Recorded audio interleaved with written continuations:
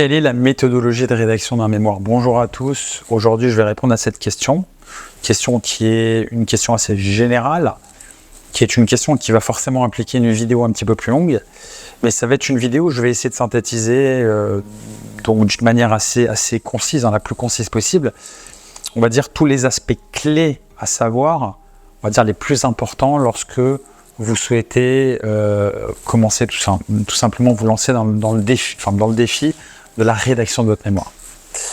Alors, donc la rédaction d'un mémoire, c'est à la fois très long et extrêmement exigeant au niveau intellectuel, au niveau de votre temps, au niveau de vos recherches, etc. Donc il y a plusieurs étapes au niveau du mémoire, au niveau de votre organisation de travail. Il y a plusieurs étapes qui vont impliquer forcément différentes étapes au niveau rédactionnel. Donc la première chose, effectivement, lorsque vous souhaitez vous lancer dans la rédaction d'un mémoire, c'est de déterminer un sujet, donc un sujet de mémoire qui doit être en lien avec votre formation. Donc ce sujet, il doit répondre d'une manière générale à 3 critères. Il doit être novateur, il doit être cohérent par rapport à votre parcours et par rapport à ce que vous souhaitez faire dans votre projet professionnel, et il doit apporter de la valeur, c'est-à-dire apporter une contribution, veiller à apporter une contribution via la résolution d'un problème. Problème, c'est-à-dire la problématique. Qu'est-ce que c'est la problématique? La problématique, ça découle de votre sujet. Donc, votre sujet, c'est par exemple l'augmentation du budget publicitaire et l'efficacité marketing.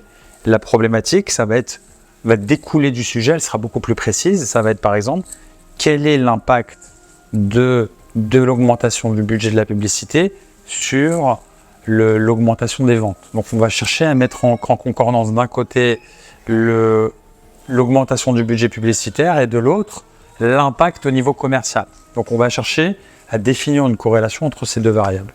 C'est ce qui nous permet de poser la problématique. Donc première étape, le sujet de la problématique. C'est le commencement de tout. Ce sujet est absolument fondamental parce que tout va découler de ce sujet.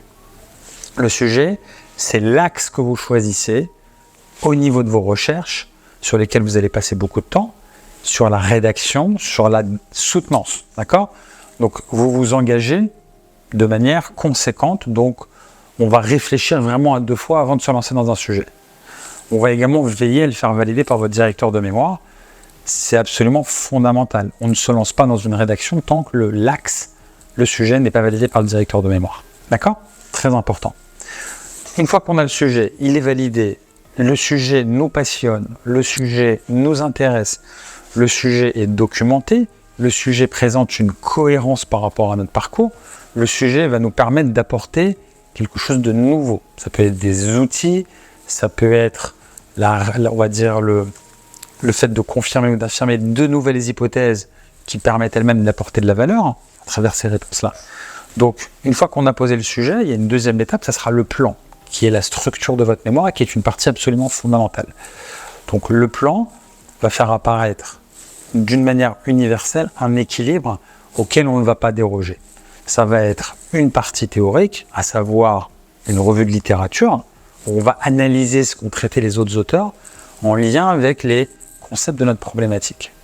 Et vous allez avoir un deuxième bloc, pour qu'il y ait un équilibre à peu près en termes de volume, avec la partie empirique, qui sera nos observations de terrain, qui vont reposer sur un questionnaire par exemple, un guide d'entretien, si on part sur une analyse qualitative, ou un questionnaire si on part sur une analyse quantitative. La détermination d'un échantillon, donc des personnes qu'on va interroger, quelle est leur pertinence par rapport à notre problématique, est-ce qu'ils sont représentatifs d'une population mère qu'on souhaite analyser, et une quantité de répondants également, donc une taille de l'échantillon qu'on va devoir déterminer. D'accord? Donc ça, c'est la méthodologie qui est une sous-partie, la première sous-partie de votre partie empirique. Vous allez présenter comment vous allez procéder pour faire votre enquête terrain et vous allez le justifier. Effectivement, en justifiant, en démontrant que cette méthodologie est adaptée pour avoir des résultats fiables qui vont vous permettre de répondre à votre problématique. Donc je répète, premier bloc, revue de littérature, partie théorique, deuxième bloc, partie empirique. Avec une méthodologie d'abord, une analyse des résultats, et puis une interprétation de ces résultats. C'est-à-dire votre analyse des résultats factuels que vous avez obtenus sur le terrain. Et ces interprétations, si c'est un mémoire de recherche, donc ça va être votre interprétation pour apporter quelque chose de nouveau dans le domaine de compétences. Si c'est un mémoire professionnel, on cherche une valeur ajoutée pour le service, pour l'entreprise, pour l'organisation, quelle qu'elle soit. Donc ça va découler sur des préconisations. Donc méthodologie, partie empirique, préconisation. Donc c'est cohérent, il y a une logique, il y a un fil conducteur. D'accord? Donc c'est ça le plan qui va être adapté à votre problématique, bien évidemment. D'accord? Au niveau de la revue littérature, on va analyser les différents concepts, les différentes écoles, ce qu'ont abordé les différents auteurs en lien avec notre sujet. On va essayer d'utiliser des sources récentes. D'accord? Donc ça, c'est au niveau du plan. Ensuite, vous allez avoir la rédaction en suivant les parties que je vous ai indiquées. Et vous allez chercher à faire valider les parties au fur et à mesure par votre directeur de mémoire. Donc ça, c'est pour le fil conducteur rédactionnel. D'accord? Sujet, plan, corps du mémoire, validation intermédiaire par le directeur de mémoire. Puis après, vous avez la soutenance du mémoire pour laquelle il va falloir se préparer également. Je vais l'aborder tout à l'heure. Et là, en matière de rédaction à proprement parler, quels vont être les éléments méthodologiques fondamentaux? Au-delà de respecter cet équilibre que je vous ai indiqué au niveau du plan, il va falloir que la revue de littérature de votre mémoire s'appuie nécessairement sur des sources scientifiques et récentes. Donc, premier critère, des sources scientifiques. Deuxième critère, des sources récentes. Scientifiques, pourquoi? Parce que c'est des sources d'autorité. Vous utilisez des sources fiables sur lesquelles vos analyses vont avoir du sens. Parce que si vous utilisez des sources qui ne le sont pas, on va vous reprocher le fait d'avoir utilisé des informations qui n'ont ni queue ni tête et qui n'ont aucune justification scientifique académique, autant dire conversation, café du commerce. D'accord? Le niveau de récence, tout simplement parce que les domaines de compétences évoluent. Ce qui était vrai dans les années 60 ou dans les années 70 au niveau, par exemple, de la psychologie, ne l'est plus aujourd'hui parce que les recherches ont évolué, le savoir a évolué et on va dire les connaissances qui sont aujourd'hui disponibles sont différentes de celles qu'il y avait il y a 10, 20, 30 ans. Et c'est d'autant plus vrai, notamment pour les sciences de gestion, pour les sciences comptables, pour le droit, pour la fiscalité, etc., etc. Il y a des domaines de compétences qui évoluent moins, d'autres qui évoluent de manière beaucoup plus dynamique. C'est la raison pour laquelle il est absolument fondamental d'avoir des sources récentes. Parce que sinon, on peut vous reprocher d'avoir fait un travail obsolète, d'avoir fait un mémoire dans les années 70 en analysant des concepts qui ne sont plus à l'ordre du jour. Donc on utilise des sources récentes. La norme, c'est en général moins de 10 ans, moins de 5 ans. Source académique, source récente, partie empirique qui est scientifiquement solide et validée par votre directeur de mémoire, d'accord? Et ensuite, on a la forme au niveau méthodologique. Donc, la forme, ça va impliquer d'avoir un document parfait au niveau du français et propre au niveau de la lecture, de la lisibilité. Ça veut dire quoi? Ça veut dire qu'au niveau de la revue littérature, j'ai des sources systématiques. J'ai un concept, j'ai une source. J'ai un concept, j'ai une source. Parce que sinon, il y a un risque de plagiat. Ça, c'est encore autre chose. Au niveau de la partie empirique, je vais avoir un maximum d'illustrations, de graphiques, de schémas pour justifier mes affirmations et faciliter la compréhension du lecteur. D'accord? Ça, c'est quelque chose qui est très valorisé. Si vous avez un document qui ne comporte pas de faute de français, si vous avez un document qui est aéré, lisible, clair, et une analyse qui apporte une vraie valeur au niveau rédactionnel, vous allez marquer beaucoup de points. D'accord? Donc ça, c'est la méthodologie au niveau de la forme, de manière très synthétique. Une fois que vous avez respecté toutes ces règles-là, que vous avez rédigé un mémoire, que vous avez une partie de préconisation, une partie de discussion de vos résultats au niveau de la partie empirique, qui apporte une vraie valeur, une vraie contribution à l'organisation, et n'oubliez pas que c'est ce qui est attendu. On vous attend au tournant sur cette partie. Le but des buts, c'est vos préconisations, c'est vos interprétations des résultats, parce que c'est ce que vous apportez de nouveau. C'est votre valeur ajoutée, c'est votre pierre à l'édifice académique. C'est pas la réutilisation de ce qui a déjà été traité. Autrement, vous êtes comme ChatGPT, vous paraphrasez ce qui existe déjà. Votre partie empirique, c'est le cœur de votre valeur ajoutée. Et la partie préconisation, discussion, c'est le cœur du cœur, presque du cœur. C'est le cœur du cœur, c'est l'essence même de votre valeur ajoutée.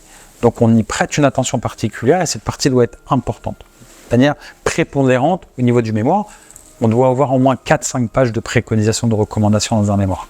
Et un équilibre en termes de volume, partie revue de littérature, partie empirique. D'accord? Si vous respectez ces règles, de fond et de forme, vous allez avoir une bonne note. D'accord? Et cette bonne note, on va la sécuriser. Comment? On va la sécuriser avec votre directeur de mémoire, qui est en fait la personne qui chapeaute tout le processus. Donc c'est le directeur de mémoire, il est inéluctable. On ne peut pas le court-circuiter. Le faire, c'est prendre un risque énorme. Enfin, énorme. Si le mémoire est très qualitatif, le risque sera plus faible.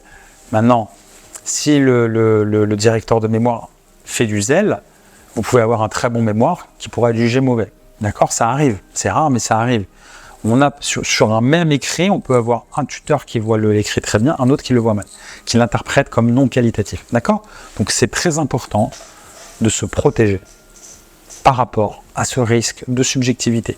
Et cette protection, entre guillemets, ça peut vous sembler un petit peu bizarre, ce que je suis en train d'évoquer, parce que ça peut vous sembler non pertinent par rapport aux principes méthodologiques de rédaction académique.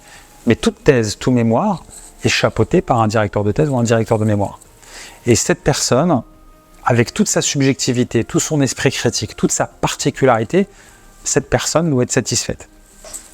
Parce que la finalité, c'est de valider notre écrit, c'est d'avoir au moins la moyenne. Et pour valider l'écrit, on va s'assurer en amont du dépôt qu'on a satisfait notre directeur de mémoire, qu'il valide l'écrit, du moins qu'il nous le fait comprendre. Et ça, je me permets de passer un temps conséquent parce que c'est un élément extrêmement important. C'est une petite étape du processus qui peut tout changer et qui est absolument déterminante sur la validation. Donc, on ne fait pas l'impasse sur le directeur de mémoire. D'accord? Donc ça, c'est in fine. Enfin, dans le processus de rédaction, dans le processus méthodologique, dans le processus organisationnel, vous avez à la fin une soutenance. Cette soutenance, en général, c'est 50% de la note. C'est très court et ça pèse très lourd. La rime est involontaire. Donc, la soutenance, il va falloir se préparer. On n'y va pas la fleur au fusil. C'est pas une séance d'improvisation. Certains d'entre vous êtes peut-être très bons en termes d'improvisation. Maintenant, les enjeux sont tels, notamment en termes de poids dans la notation, qu'on va se préparer un minimum. On va préparer un support PowerPoint avec les points clés de notre étude, de notre mémoire, un rappel de la problématique, un rappel de la méthodologie qui a été mise en œuvre, un rappel de nos conclusions. On aboutit sur des limites.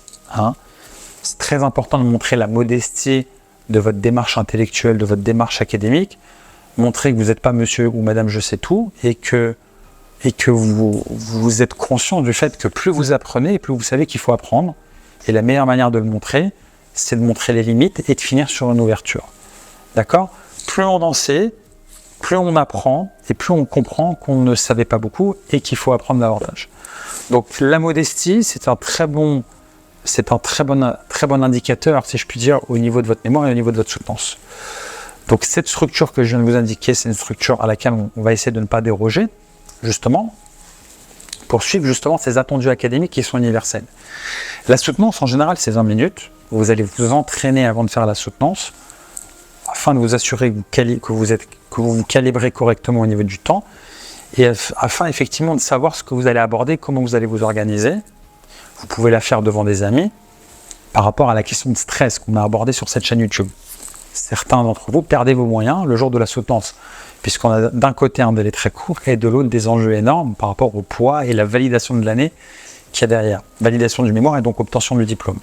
Donc on va s'entraîner, on va se préparer. D'accord? Et le fait de lire votre mémoire à plusieurs reprises, de vous y intéresser, de l'avoir rédigé, ou d'avoir fait appel à un rédacteur de mémoire, c'est c'est le service qu'on propose, mais de vous impliquer tout au long du processus, de l'avoir lu à plusieurs reprises, d'avoir fait des synergies au niveau rédactionnel, de vous avoir approprié le mémoire, vous serez d'autant plus à l'aise le jour de la soutenance et pendant votre préparation, vous allez visualiser la soutenance, vous allez vous assurer effectivement, vous allez mettre toutes les chances de votre côté pour que cette prophétie autoréalisatrice se réalise entre guillemets. Et l'entraînement sera effectivement la meilleure façon de vous préparer mentalement avant de réaliser votre soutenance, qui est encore une fois, je le rappelle, une partie très importante, qui est très courte mais très importante en termes de poids dans la note. Voilà, j'espère que cette vidéo vous apportera peut-être quelques clés intéressantes qui pourront contribuer à vous aider à valider votre mémoire. Et je vous souhaite bon courage et réussite pour votre mémoire.